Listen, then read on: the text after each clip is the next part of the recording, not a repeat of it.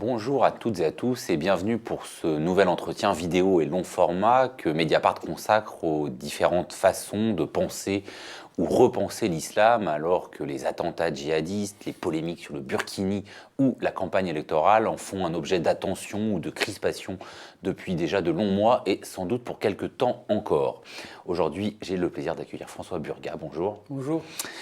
Vous êtes directeur de recherche CNRS à l'IREMAM, l'Institut de recherche et d'études sur le monde arabe et musulman. Vous êtes aussi le coordinateur d'un projet européen d'ampleur sur le monde arabe, dont l'acronyme est WAFAV. Je vais vous laisser dire ce que c'est. En anglais, lorsque l'autoritarisme échoue dans le monde arabe. Et vous venez de publier Comprendre l'islam politique, une trajectoire de recherche sur l'altérité islamiste 1973-2016. C'est aux éditions La Découverte et c'est un livre qui est à la fois une plongée rétrospective dans votre parcours de recherche et une ambitieuse synthèse de ce que recouvrent aujourd'hui les mots d'islam politique, d'islamisme et d'islam. Alors on va peut-être commencer avec ça. Qu'est-ce qui relie et qu'est-ce qui ne relie pas, à vous lire, l'islam et l'islam politique?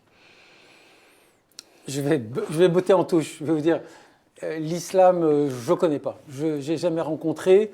J'ai eu par profession le privilège de vivre un peu plus longtemps que d'autres Français dans le monde musulman. Donc j'ai rencontré énormément de musulmans. J'ai traversé des sociétés musulmanes. Alors disons que j'ai fait la découverte de ces sociétés dans une conjoncture historique particulière. Et je vais immédiatement vous asséner la temporalité de mes réflexions. C'est quand même la temporalité de la colonisation et de la sortie de la colonisation.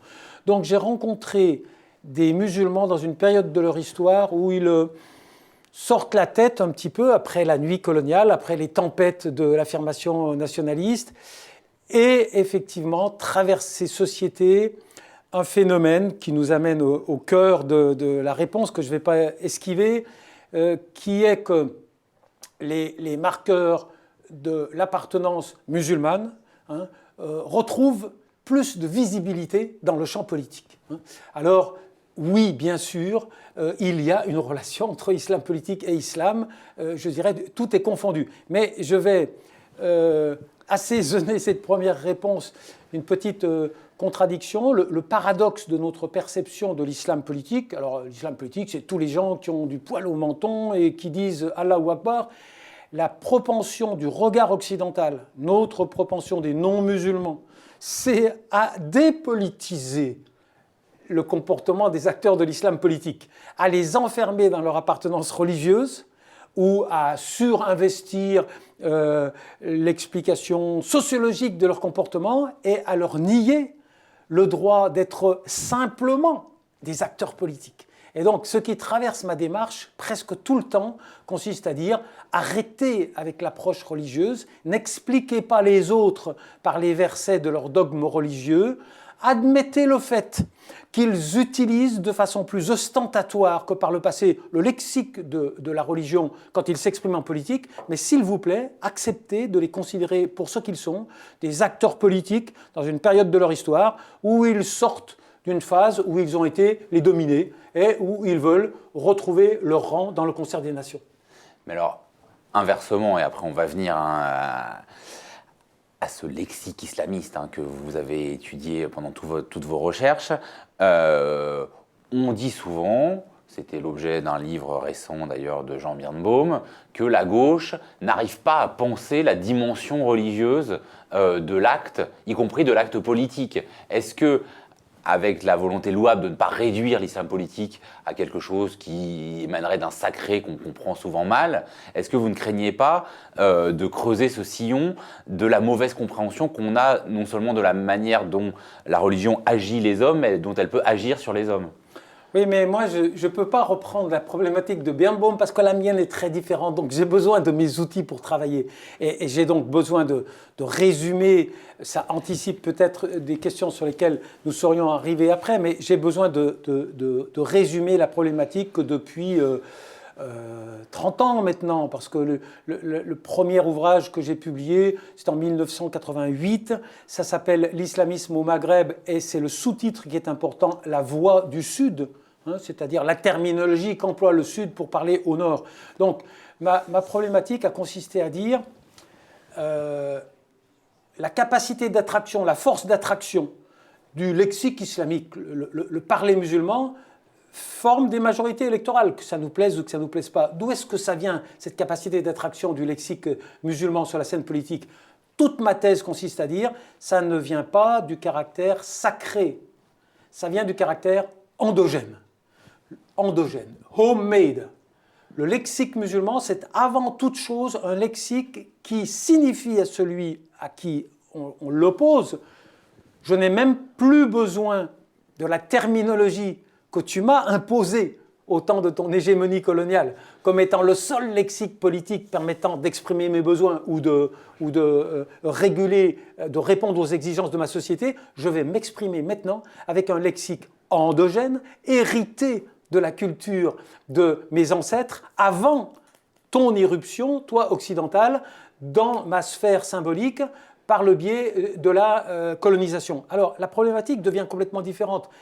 J'ai dit que ce qui se produisait dans ces sociétés, ce n'est pas l'émergence d'une idéologie politique, c'est la reconnexion de tout le terroir de fabrication des idéologies politiques avec le réservoir de, c'est magique, c'est idéologique, avec le réservoir de la culture perçue comme héritée des ancêtres, perçue comme ayant préexisté à l'éruption des catégories de la culture coloniale. Alors je ne peux pas après dire nous pensons pas nous avons des difficultés à penser le religieux, puisque je reviens à ce que j'ai dit, le lexique musulman c'est pas avant toute chose un lexique religieux, c'est un lexique non occidental. Autre qu'occidental. C'est un lexique qui vient de ce segment des sociétés qui n'a pas été obéré, effacé par la présence coloniale. C'est cette petite enceinte que nous n'avons jamais réussi à coloniser, le sentiment religieux. Et donc, lorsque les gens parlent musulman, ils parlent un langage qui est endogène, perçu comme hérité, homemade, non occidental, mais pas nécessairement anti-occidental. Non occidental, mais pas nécessairement anti-occidental. Et c'est cela que nous n'arrivons pas à comprendre. Et j'enchaîne parce que, comme ça, on aura toutes les bases. Un parler musulman ne détermine pas un agir musulman. C'est-à-dire que quand on parle musulman, on peut adopter dans le champ politique des postures très diversifiées. On peut être radical, on peut être violent, on peut être gentil, on peut être modernisateur et réformateur ou au contraire très conservateur. Et si on a compris ça, je dirais vous avez tout mon dispositif analytique. Le lexique, le parler musulman fait son comeback sur les scènes de toutes les sociétés de l'ancienne périphérie coloniale. Ceux qui parlent musulman ne vont pas devenir automatiquement ni gentils ni méchants, ni radicaux dans un sens, ni radicaux dans un autre. Ils vont devenir des gens qui emploient un lexique avec lequel ils sont plus à l'aise parce qu'ils ont l'impression qu'ils prolongent. Ça, c'est très important. C'est un peu le cœur de mon dispositif de construction historique de l'islamisme. J'ai dit l'islamisme, c'est une formule que je suis obligé d'assumer jusqu'à aujourd'hui. J'ai dit l'islamisme, c'est le troisième étage de la fusée de la décolonisation. Qu'est-ce que je voulais dire par là? Je voulais dire que la rupture avec l'hégémonie occidentale inhérente à la colonisation, c'est d'abord faite sur le terrain politique. Les Algériens, pour prendre l'archétype de la situation coloniale, les Algériens nous ont dit « tu es assis sur ma chaise, rentre chez toi, je ne veux plus un drapeau tricolore, j'en veux un d'une autre couleur ». C'était les indépendances politiques. Cela a généré de notre part des réactions émotives, émotionnelles, excessives. Nous n'avons pas accepté ça. Bon, nos malheurs ne se sont pas arrêtés là. Nos malheurs ont continué lorsque, quelques années après, les Algériens nous ont dit « Hé, hé, tu as emmené la clé des champs pétroliers et tu vas maintenant nous la rendre ». Et nous sommes entrés dans l'ère d'un nouveau niveau de rupture entre les anciens colonisés et les occidentaux, qui était l'ère des nationalisations. Nos malheurs n'étaient pas terminés, ou les perturbations liées à la fin de la période coloniale n'étaient pas terminées. Les ex-colonisés se sont mis à nous dire, dorénavant, pour m'exprimer, pour m'adresser à toi, pour mobiliser ma société, je ne vais plus employer le lexique politique dont tu as eu la prétention de me dire qu'il était le seul permettant d'exprimer l'universel. Je vais parler avec un langage homemade, je vais parler musulman. Et c'est ça, c'est ce troisième niveau de la rupture symbolique, culturelle, idéologique au sens restreint du terme, parce qu'encore une fois, quand on parle musulman, ça ne veut pas dire qu'on est anti-occidental, ça veut dire que l'on prolonge sur le terrain culturel, idéologique, symbolique, le processus de repositionnement, de remise à distance initié par les ruptures politiques et économiques des indépendances et des nationalisations. Mais alors, on vous entend, mais ça veut dire que, parce que c'est ce que vous montrez, hein, c'est que le lexique de l'islam politique, c'est précisément un lexique assez plastique, et c'est pas une grammaire rigide, Voilà. et que donc on peut ranger sous cette bannière de l'islam politique aussi bien un Rached Ghannouchi en Tunisie qui joue le jeu d'une démocratie qui à bien des égards ressemble à la démocratie telle qu'elle a été chrétienne issue des Lumières, et un Abou Bakr al-Baghdadi qui prétend refaire un califat sur un territoire donné. Donc, ok, plasticité du lexique islamiste. Qu'est-ce que... moi, à la fois j'entends ça, à la fois quand vous dites que finalement, si tout ça est au fond le troisième étage de la fusée de la décolonisation, est-ce qu'il n'y a pas quand même le risque de dire, dans ce cas-là, au fond, c'est une forme de revanche de l'histoire, hein, c'est souvent comme ça d'ailleurs que les membres de l'État islamique se présentent, et que donc toute forme de revanche d'une histoire qui est une histoire de domination est, sinon légitime, du moins compréhensible. Ah, mais ce qui se passe est compréhensible. La dynamique de repositionnement de la périphérie coloniale de l'Europe par rapport à l'Europe est une dynamique historique qui est légitime. Elle est déplaisante, elle est déstabilisante. Nous ne devons pas la surinterpréter. Le rôle le plus difficile à jouer, ce n'est pas le rôle de ceux qui sortent de l'ère de la domination. Ce ne sont pas les ex-dominés, ce sont les ex-dominants. C'est notre partition qui est difficile à jouer. Mais une fois que l'on a dit que le mécanisme qui nourrit le rééquilibrage des groupes culturels, sociopolitiques à la surface de la planète est légitime, ça ne veut pas dire que tout ce que vont faire les nouveaux dominants, ou en tout cas les ex-dominés, est légitime et approuvable. Hein. On entre simplement dans une période d'une banale complexité. Je l'exprime en anglais, je dis on entre dans la période de politics as usual. C'est-à-dire, ce n'est pas parce que quelqu'un s'exprime avec le lexique musulman qu'il devient gentil, beau, moderne, ou tout ce qu'on veut de valeurs positives, mais ce n'est pas non plus parce qu'il s'exprime avec le lexique musulman qu'il est illégitime, que nous devons le combattre sans nous soucier. Si vous voulez, pour prendre un exemple très simple, il y a une tendance dans l'intelligentsia politique occidentale, lorsqu'on entend « Bismillah », on n'écoute même pas la suite. On dit « ce monsieur s'exprime avec le lexique de la culture musulmane, donc il ne peut que dire ou il ne peut que faire quelque chose de catastrophique. » Et moi je dis, si j'entends un acteur politique dire « au nom de Dieu, le puissant et le miséricordieux », j'attends la suite. J'attends de voir ce qu'il va faire. Et je vais juger sur les actes. Mais je ne vais pas le disqualifier parce qu'il a opéré une rupture sémantique avec mon univers. Je ne vais pas confondre la substance de la référence à une valeur, le respect des minorités, la justice sociale, avec le lexique qui sert à la légitimer. Je prends un exemple très simple. Si un communiste dans les années 50 veut promouvoir la justice sociale, il dit « justice sociale parce que Lénine a dit ». Mais si un chrétien veut promouvoir la justice sociale, il dit parce que l'Évangile a dit, je vais faire.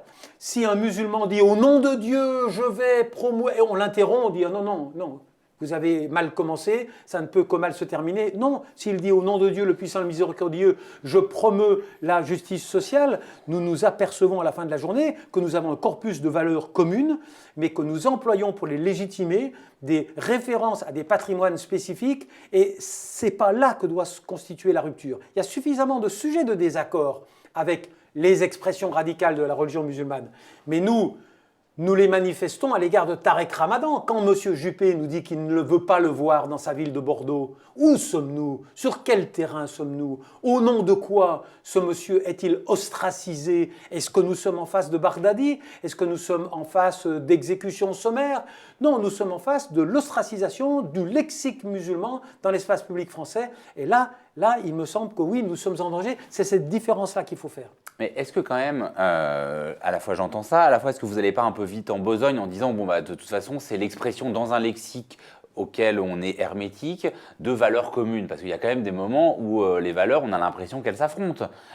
Et que même une fois qu'on a rebattu la prétention universaliste de la manière de penser ou de vivre française ou occidentale, il y a des moments où on peut quand même se demander si exprimer la politique à travers le lexique religieux, c'est-à-dire à travers un lexique qui est censé englober quand même tous les aspects de la vie et pas seulement les aspects de la vie publique, ne vient pas en contradiction avec justement certains types de valeurs. Bien sûr, ça peut arriver, mais gardons quand même des statistiques présentes à l'esprit. Le Oussama Ben Laden de l'intelligentsia parisienne, ou disons française, des 20 dernières années, c'était Rached Ghannouchi. On nous expliquait, je ne sais pas si vous vous souvenez de ce principe, un homme, une voix, une foi. Si un jour les islamistes arrivaient au pouvoir, ils ne le quitteraient jamais. On ne revoterait plus une deuxième fois.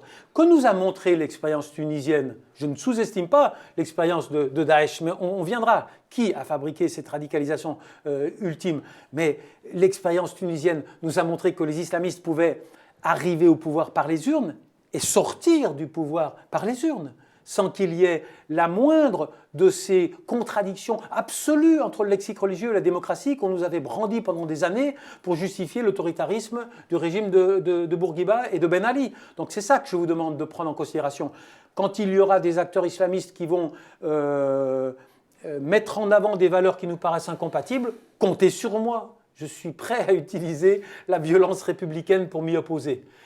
Ce que je veux, c'est qu'on fasse la différence. Regardez, je vais prendre un autre exemple, vous me comprendrez mieux. Mettons-nous dans l'univers de l'éducation nationale française. Si des parents musulmans viennent me dire « Je ne veux pas que ma fille fasse de la natation parce que je considère que la natation est contraire à l'éthique. » Je vais sortir ma violence républicaine, sans aucun complexe. Et je vais vous dire une chose, 95% des parents musulmans seront dans mon camp. D'accord ? Si en revanche, je veux légiférer sur la longueur des manches du maillot de bain, je ne suis pas purement sur le terrain de l'universel. Il y a matière à négociation, il y a matière à réflexion. Et c'est cette distinction-là que je veux faire. C'est qu'à un moment de notre histoire, nous les Français, nous avons confondu les codes de notre culture avec l'universel. Nous avons en quelque sorte ethnicisé l'universel. Tout mon propos, si on devait le résumer, tout ce que je demande aux Français, et tout ce que je nous demande, c'est de sortir d'une posture où nous confondons nos codes culturels circonstanciels, conjoncturels, avec un universel intangible. Et d'accepter que l'universel puisse être exprimé avec des codes culturels qui sont un tout petit peu différents des nôtres. En d'autres termes, je ne demande pas beaucoup de choses de plus que d'accepter que l'habit ne fait pas le moine. Mais alors, un tout petit peu, il est discutable. Vous avez vous-même forgé vos analyses dans plein de pays. Aujourd'hui, on réfléchit à ce que serait un islam de France. Est-ce que pour vous, ça a quand même un sens de dire que l'islam ne prend pas, l'islam politique ne prend pas les mêmes formes selon les nations dans lesquelles il existe? Ah oui, bien sûr. Ça c'est une évidence absolue. Puisque, encore une fois, on est sur le terrain d'une appropriation sociale, d'une appartenance religieuse qui est en prise avec la température sociologique de la société concernée. Une avocate tunisoise, ce n'est pas une femme des hauts plateaux yéménites. Elles sont toutes les deux musulmanes. Donc, bien sûr, il va y avoir une grande diversité d'expressions de l'appartenance religieuse selon les sociétés. Bien sûr, les musulmans européens sont en quelque sorte, c'est toujours simplificateur de dire à l'avant-garde, parce que ça donne une idée linéaire, mais disons, dans leur travail d'exégèse, de remise en cause de certaines rigidités de l'appropriation sociale de la religion musulmane, les musulmans européens, et bon, Tarek Ramadan, pour ne pas le citer, va plus vite peut-être que d'autres au Yémen. Mais ce qui m'inquiète, c'est que nous ostracisons, nous criminalisons Tarek Ramadan peut-être plus encore que des formes d'expression plus traditionnelles de l'islam. C'est ce signal-là dont je veux attirer l'attention sur le fait qu'il est extrêmement dangereux. C'est ça le problème que nous avons. Mais après, nous ne devons renoncer à aucune de nos valeurs, à aucune de nos croyances pour vivre harmonieusement avec les gens d'une autre appartenance religieuse que celle qui est historiquement dominante en France. Mais alors, comment est-ce qu'on peut dépasser cette faille issue de la colonisation? Bon, déjà, pour tourner la page de la colonisation, il faut l'écrire. C'est une carence majeure de l'histoire de France. Nous n'avons pas encore écrit la page de la colonisation. Il ne s'agit pas de se rouler dans la cendre. Moi, j'ai absolument rien à voir. En tant qu'individu, en 1962, je ne sais plus combien, ça va être horrible à dire, mais j'étais quand même trop gamin pour avoir été impliqué d'une façon ou d'une autre dans le mécanisme de la colonisation. Mais j'ai néanmoins la conscience aiguë que nous devons reconnaître explicitement qu'il y a eu un processus de domination, que nous avons employé des raccourcis avec toutes les règles éthiques possibles et imaginables.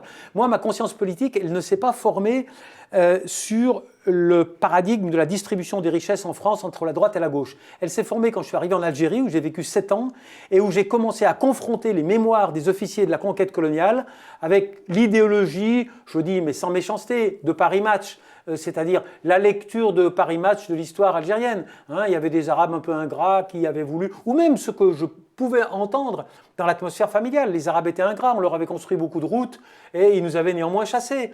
Et quand j'ai compris déjà le degré de violence, la durée de la guerre de conquête, les niveaux de violence qui s'étaient déployés en Algérie, d'abord militaire, ensuite économique et social, ensuite symbolique et culturel. Bon, on a besoin de le dire, ça. Or, il y a quelques années seulement, dans la campagne électorale de 2007, le président Sarkozy parlait encore du rêve de civilisation et stigmatisait l'idée même qu'on puisse reconnaître que, bon, il y a eu un certain coefficient de violence et que si on veut tourner la page, il faut l'écrire.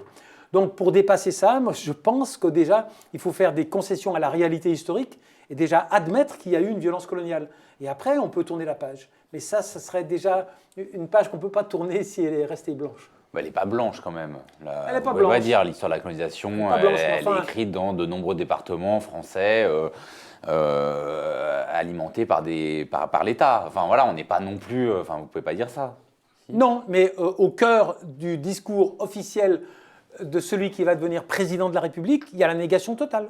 Il faut aussi le dire. D'accord ? Il n'est pas encore président. Elle est grise. Non, il est devenu. Ah oui, il est devenu. Il est devenu sur la base de ce discours. Non, mais bien sûr, je sais bien qu'on entrevoit la réalité, mais il faut déjà l'assumer. On a attendu avant-hier, ou il y a 8 jours, ou il y a 10 jours, je ne sais plus, la reconnaissance par le président de la République de la violence qui s'était exercée sur les harkis. C'est un exemple. Combien d'années avons-nous attendu avant de reconnaître cette violence-là?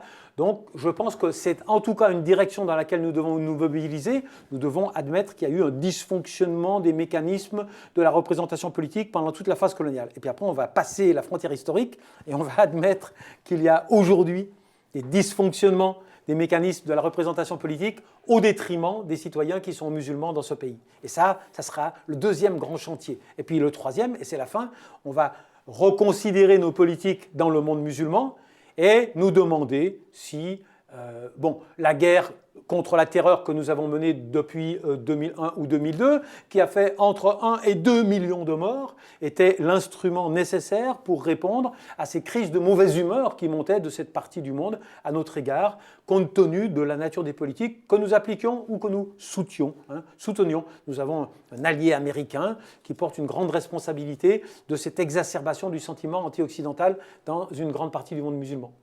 Mais est-ce que vous comprenez que quelqu'un qui à la fois peut voir les usages frelatés qu'on fait de la laïcité, peut se méfier des discours universalisants, peut être au courant de l'histoire coloniale française, peut être au courant des guerres menées soi-disant au nom de la démocratie et des millions de morts qu'elles ont suscitées dans le monde musulman, puisse en même temps se dire, bon mais malgré tout, l'islam peut être comme d'autres religions, voire risque d'être, comme d'autres religions, un opérateur de conservatisme, et que donc, il y a une forme de rejet de ça, qui soit pas un rejet, qui soit pas un aveuglement sur l'histoire, pas un aveuglement sur les raisons pour lesquelles un parler musulman est utilisé sur un mode politique, mais simplement comme un rejet ou une peur d'un vecteur de conservatisme. Ça, je l'admets parfaitement. Pourvu que le rejet ne soit pas sélectif, pourvu que nous n'ayons pas une propension à nous inquiéter d'une religion plus que des autres. Vous savez, le mariage de la religion et de la politique dans certains pays du Proche-Orient, ça produit des acteurs politiques étonnants, ça produit des solutions politiques étonnantes. Je ne sais pas, il y a quelques semaines, j'ai regardé avec attention une émission sur l'imaginaire politique des colons israéliens. C'est assez terrifiant quand même, la cuisine qu'ils font entre la religion et la politique. Si j'entendais autant, pourvu qu'il n'y ait pas deux poids et deux mesures, je suis prêt à me battre contre les dangers de l'irruption du religieux sur la scène publique. Je suis prêt à manier la violence républicaine. Je vous suis complètement. Je ne suis pas un individu religieux. Ce qui m'inquiète, c'est le deux poids, deux mesures. C'est-à-dire que la laïcité ne doit pas devenir l'instrument qui sert à ostraciser une religion plus que les deux autres. Et peut-être je me trompe, j'espère que vous pourrez m'en convaincre, mais j'ai le sentiment que c'est le cas actuellement en France. Vous écrivez que l'examen des trajectoires, parce que je pense qu'une des raisons qui fait qu'effectivement la religion, quand on parle des risques de la confusion entre religion et politique, on désigne d'abord l'islam plus que les bouddhistes extrémistes qui s'en prennent aux Rohingyas en Birmanie ou davantage que les colons israéliens. Ça, je vous l'accorde. Mais ça pose un peu une question que vous abordez à plusieurs moments dans le livre, c'est que, par exemple, vous dites que les trajectoires fondatrices des djihadistes emblématiques, de Sayed Qutb à Oussama Ben Laden, sont des trajectoires de réaction.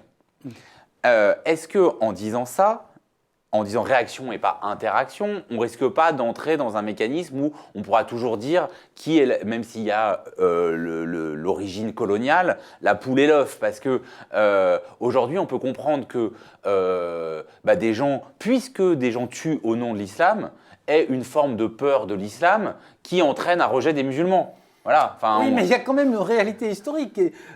Interaction, je veux bien, mais interaction du pot de terre et du pot de fer.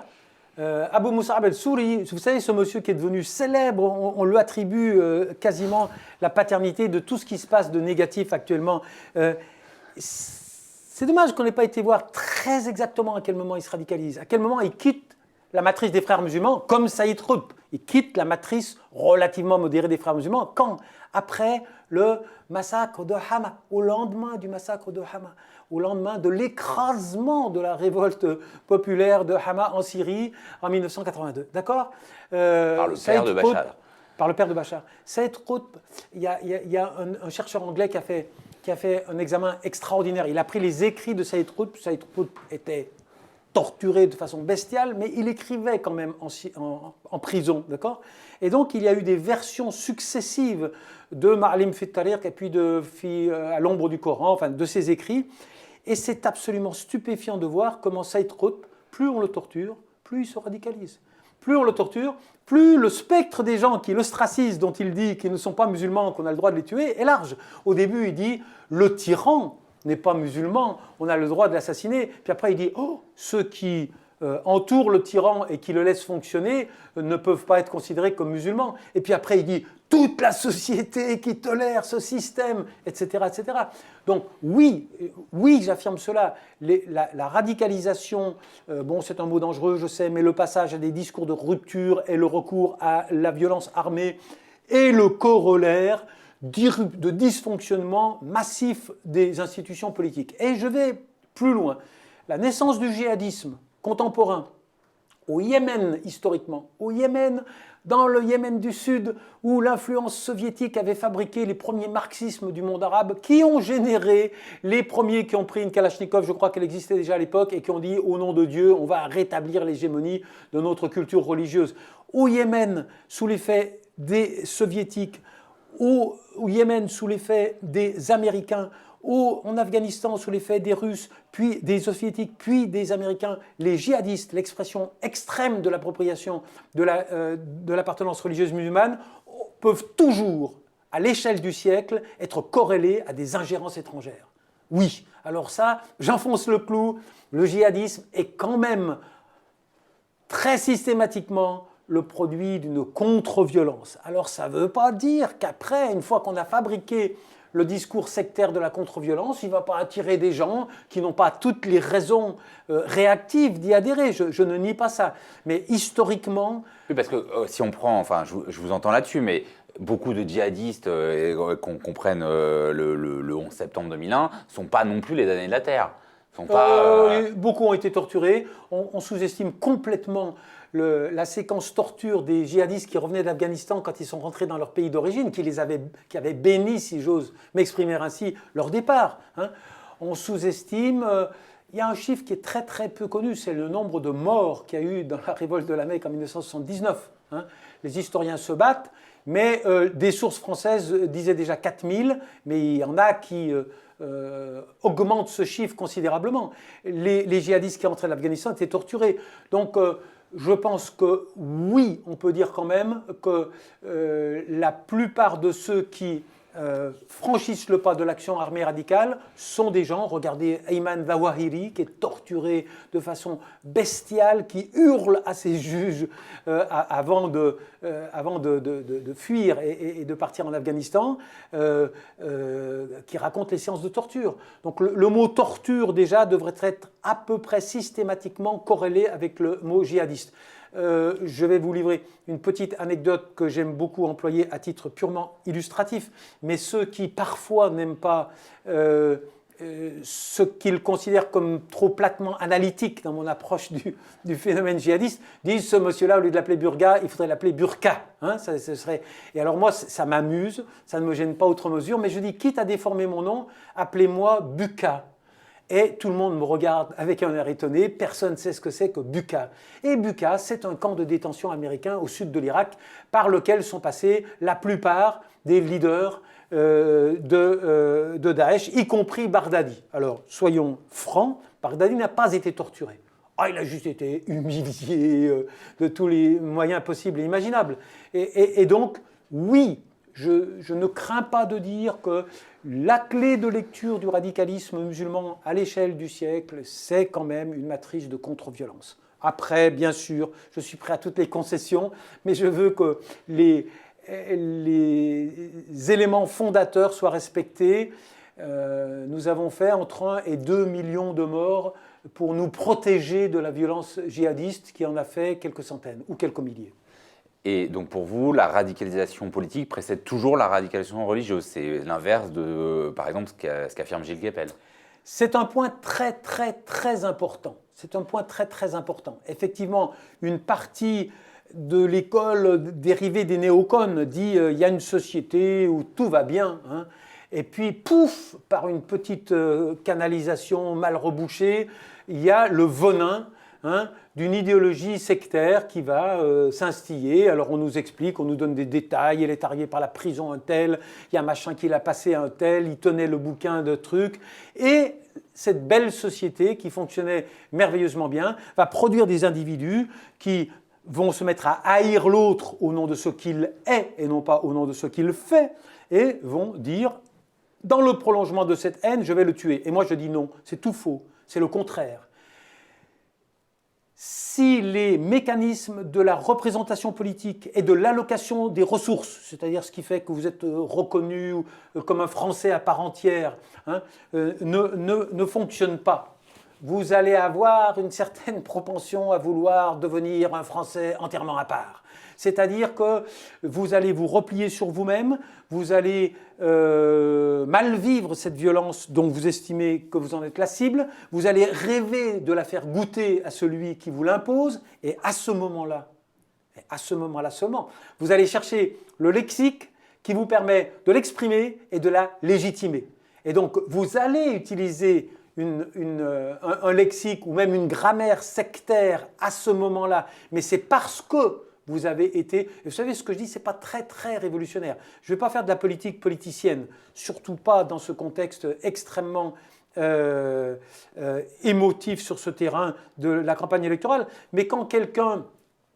On va m'accuser de prendre parti, mais ce n'est pas le cas. Mais quand Macron dit...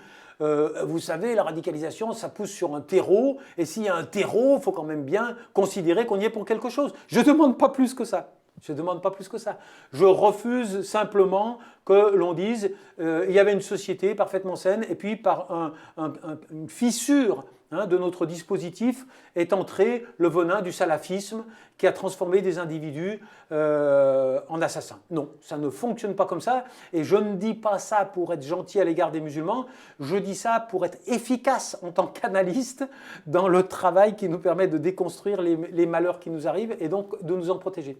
Et qu'est-ce que vous avez alors, pour continuer là-dessus, contre la thèse de l'islamisation de la radicalité qui avait été proposée par Alain Berthaud, puis prolongée par Olivier Roy, et qui semblait être une clé d'explication d'une grande partie de ce qui nous est arrivé, ayant quand même l'avantage d'éviter une co-culpabilité de toute la communauté musulmane pour les actes djihadistes? Alors je suis loin de la rejeter en bloc, mais je vais quand même vous donner la clé de lecture de ce que je considère comme mon autonomie de pensée, en prenant le temps de dire que je n'ai pas le sentiment de dire quelque chose de très original. Ce qu'il y a d'original dans ce que je dis, c'est que je m'appelle François et pas Mohamed. Et si Mohamed le dit, on lui dit ça l'intégriste. Et donc dans ce que je dis, il n'y a pas grand-chose de très original. Qu'est-ce qui me sépare? Qu'est-ce qui me sépare pour ne pas les nommer, de ces deux thèses que vous venez d'évoquer? Tout système explicatif qui ne permet pas de penser, et je vais aggraver mon cas, à titre principal, et pas à titre accessoire, la responsabilité d'autres que les musulmans ne me paraît pas recevable sur le plan scientifique. Le dysfonctionnement du monde est le dysfonctionnement d'un monde où les non-musulmans sont en situation d'hégémonie. Le dysfonctionnement du tissu politique français est le dysfonctionnement d'un système politique où les non-musulmans sont en situation d'hégémonie. Donc j'aggrave mon cas et je dis tout examen de l'origine de ces dysfonctionnements qui dit on va y entrer par le prisme de l'islamologie. On va réformer l'islam, ça ira mieux. On va s'interroger sur les contradictions inhérentes au système de celui qui fait du bruit dans son coin là-bas. Eh bien, elle est erronée, elle est inacceptable scientifiquement parce qu'elle ne permet pas d'envisager, je ne dis pas la contreviolence, je dis l'interaction entre ceux qui font du bruit et qui brandissent la Kalachnikov et l'environnement en direction duquel ils se mobilisent. Donc, la thèse du salafisme qui est venu pervertir la surinvestissement de la variable religieuse, je ne l'accepte pas, et je ne l'accepte pas non plus le surinvestissement de la variable sociologique, c'est-à-dire il y a des gens qui sont devenus nihilistes. Ah mais je veux qu'on me dise pourquoi. Et qu'est-ce qui me sépare d'Olivier Roy? C'est qu'Olivier Roy dit dénonce la vieille antienne tiers-mondiste. On lui dit, est-ce que le conflit israélo-arabe a quelque chose à voir? Absolument rien. Ces pauvres pieds nickelés, comme ils les appellent, ne savent même pas que ça existe, la Palestine. Ah bon? Et la fracture coloniale, pouf, ils n'ont pas connu la colonisation. Ça, je ne peux pas accepter. Je ne peux pas accepter le rejet, le discrédit de ce qu'il appelle la vieille antienne tiers-mondiste, de tout ce dysfonctionnement qu'estiment avoir subi les acteurs du monde musulman. Mais après, l'islamisation de la radicalité, c'est-à-dire le fait que des gens en situation de mal vivre enfourchent ce cheval-là plutôt qu'un autre, oui, il y a vraisemblablement une part d'explication que l'on peut mobiliser. Le travail de Berthaud est relativement convaincant de ce point de vue-là. Le danger, c'est si on se sert de l'explication de la marge d'une mobilisation pour masquer la matrice politique de la mobilisation dans son ensemble. C'est ça qui est absolument inacceptable, c'est de dépolitiser le comportement de ces acteurs de l'islam politique en ne leur accordant que des motivations sociologiques. Alors on l'aura saisi et moi je trouve que c'est tout quelque chose sur lequel il faut vous rendre hommage, c'est-à-dire que dans ce livre, vous ne masquez pas, comme souvent les livres rétrospectifs de recherche, des vraies divergences. Mais bon, là on ne va pas pouvoir les examiner, pas plus que l'ensemble de votre parcours de recherche. Donc je vais me contenter là de conseiller fortement la lecture de Comprendre l'islam politique, mais en vous posant quand même une dernière question. on voit la nécessité de ce zoom arrière, hein, comme vous dites, pour ne pas être collé aux événements, du coup leur donner soit des sursignifications, soit des sous-significations, ne demander qu'aux musulmans ou à l'islam de régler des questions qui concernent aussi bien les sociétés du Nord non musulmanes. Et en même temps, du coup, ça donne envie vraiment, enfin, c'est à la fois attirant et à la fois un peu, des fois, désespérant, je dois avouer, parce qu'on voit un aveuglement, non seulement chez les responsables politiques, mais dans les laboratoires de recherche, dans les médias, enfin, vous le décrivez assez souvent. Et vous concluez votre question en reprenant le titre d'un film libanais qui s'appelle « Et maintenant, on va où ?» Je vous repose la question pour finir.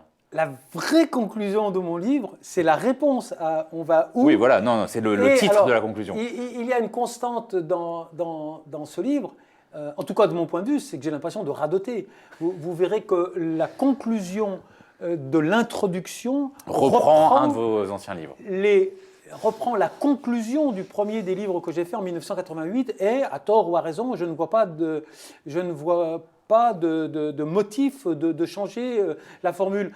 Alors pourquoi ça passe pas? Pourquoi vous radotez? Alors, j'en viens quand même à ce dont je fais la conclusion, et pour dire que je radote, je reprends une tribune que j'avais faite en 2005. Bon, c'est pas très vieux, mais en 2005, j'avais dit l'arme de la destruction massive du terrorisme existe. Elle a été inventée. Le problème, c'est qu'elle est trop chère, donc personne ne veut payer le prix. Quelle est cette arme? Cette arme, elle porte un nom horrible, et elle porte le mot partage.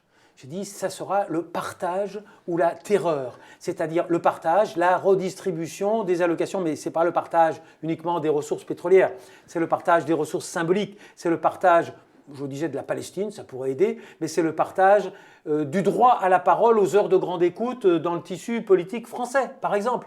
C'est la fin des mécanismes de ce que j'appelle la chalroumisation des élites musulmanes, c'est-à-dire la fabrication de fausses élites selon un modèle colonial parfaitement rodé qui veut que pour faire taire un groupe, on lui dit « tais-toi ». Mais ça, c'est pas le pire. Le pire, c'est on nomme quelqu'un qui va parler en ton nom. Eh bien, toutes ces violences-là peuvent se formuler en termes de refus de partager les ressources symboliques. Et donc, ma conclusion, c'est le partage ou la terreur. Merci beaucoup François Buca, comme vous voulez. Je conseille sincèrement la lecture de ce livre important pour comprendre non seulement l'islam politique, mais ce qui nous arrive et ce qui pourrait nous arriver de pire, souvent de mieux peut-être. Quant à nous, on se retrouve bientôt pour un nouvel entretien vidéo et long format pour essayer de comprendre l'islam dans son omniprésente diversité. C'est ça vos mots, François Burga? Merci beaucoup. Merci à vous.